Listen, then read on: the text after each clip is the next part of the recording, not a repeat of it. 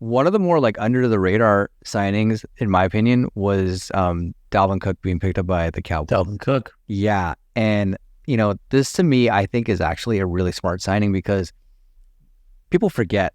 Granted, he didn't have a great season with the Jets. And I think, 14 games in, he got traded or got released and got signed by the Ravens. So not a great season for Dalvin Cook last year. But before that, he was like one of the darlings of the NFL and was like one of those like high profile free agent signings. Everyone was like, where's Dalvin Cook going to go? Where's Dalvin Cook going to go? There was this thing about him possibly going to the Dolphins forever. I mean, we flirted with him for months only to have him go to the Jets, right?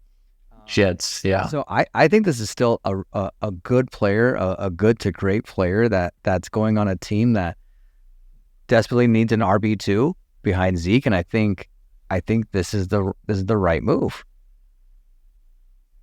Yeah, I mean, I think Cowboys had like pretty much no running game. Essentially, they have an old Zeke who, with New England last year had a decent season, but I mean, he could not run the ball. He was getting all his fantasy points catching the ball. Yeah, and so he would get like 1 or 2 yards a pop. They can't do that again. And then Rico Dowdy is kind of unproven, so they're trying to add a little bit more juice to that room. And picking up Dalvin Cook, guy who's a Pro Bowler.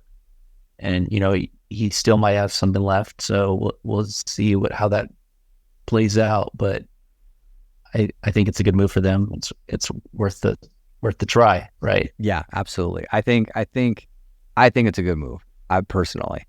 And so it gets me a little bit more excited about their offense. I think there's another weapon that they can utilize there, right? Like big bruiser kind of running back, just runs downhill, runs heavy. So I'm actually excited to see what they can do.